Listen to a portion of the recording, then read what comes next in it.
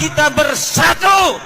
Kalau mereka orang-orang yang bukan pribumi Indonesia menganggap kita pribumi Indonesia adalah sebagai budak-budak mereka.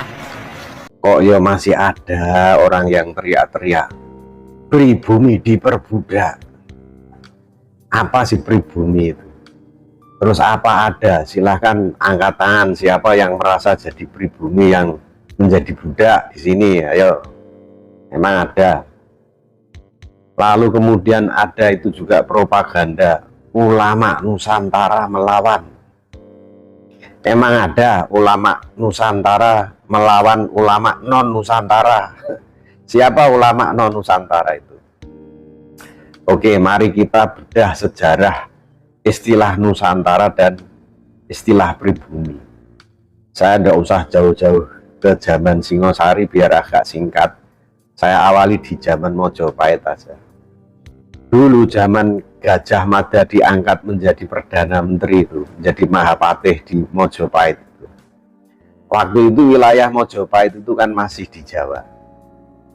Pada waktu itu Gajah Mada bersumpah yang dikenal dengan Sumpah Amukti-Palapa. Di antara kalimat sumpahnya itu kan apa itu? Lamun Nusantara kalah, ingsun Amukti-Palapa.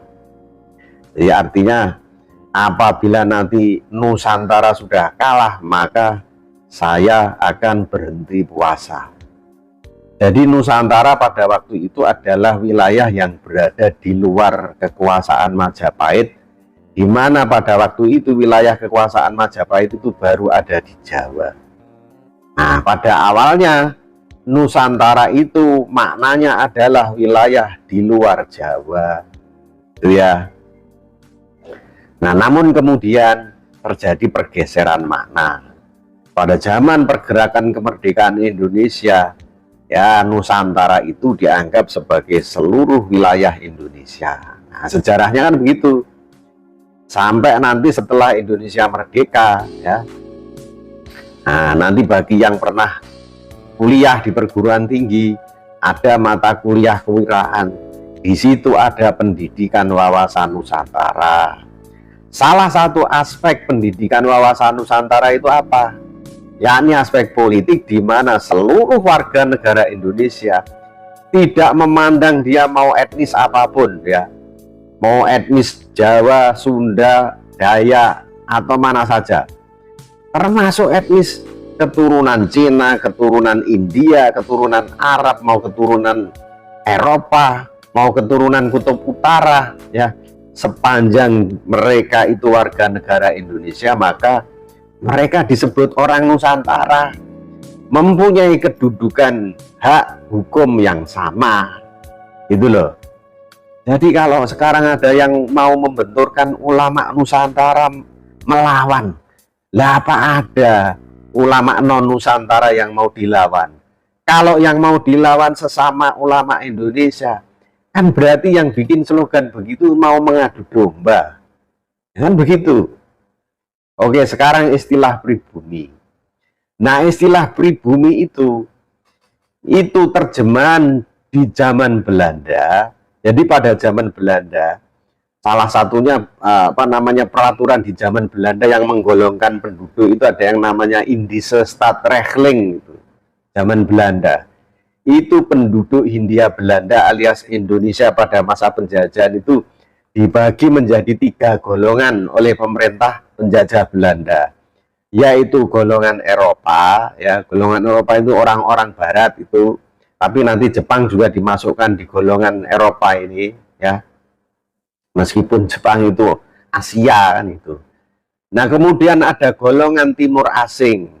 Mereka para keturunan Cina, ya, terus India, keturunan Arab yang hidup di Hindia Belanda itu pada waktu itu digolongkan sebagai golongan timur asing. Terus kemudian yang ketiga ada golongan bumi putra alias golongan inlanders. Inilah yang diterjemahkan sebagai golongan pribumi. Jadi pengistilahan pribumi itu pengistilahan penggolongan-golongan penduduk pada zaman Hindia Belanda. Lah kalau kalian sudah merdeka, Indonesia ini sudah merdeka, ya sudah tidak ada lagi golongan pribumi dan non pribumi. Kenapa? Karena konsepsinya itu NKRI itu adalah apa? National state, negara kebangsaan, di mana semua suku termasuk apa namanya? Semua suku termasuk keturunan Cina, keturunan Arab, keturunan India, keturunan manapun selama menjadi warga negara Indonesia, mereka tidak bisa disebut sebagai non pribumi. Kan gitu.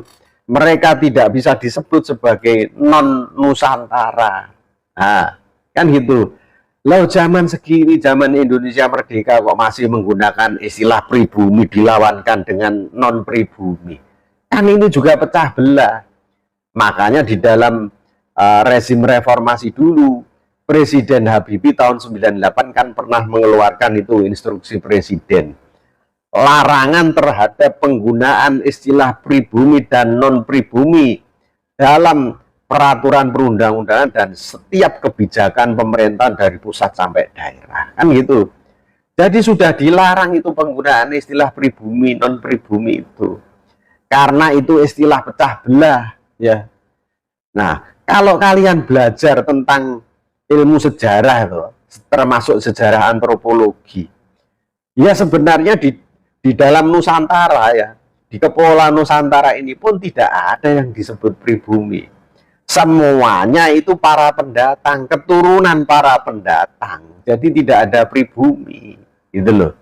Apalagi setelah Indonesia merdeka, sudah nggak ada istilah itu. Makanya orang-orang yang menggunakan istilah itu membentur-benturkan golongan ya, menciptakan luka lama ya.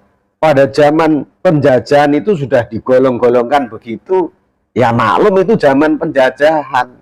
Nah sekarang zaman Indonesia merdeka, kalau masih dipergunakan istilah Nusantara lawan non-Nusantara, pribumi lawan non-pribumi, yaitu pemecah belah, sudah jelas gitu loh.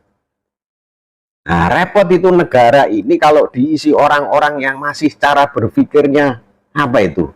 Primordial seperti itu, cara berpikirnya memecah belah seperti itu, ya repot, gak maju-maju negara ini, cuman ngurusi begitu-begitu aja. Mudah-mudahan semua pada segera sadar ya. Jadi aduh, repot negara ini kalau masih isinya begitu-begitu itu, dibentur-benturkan terus gak selesai-selesai.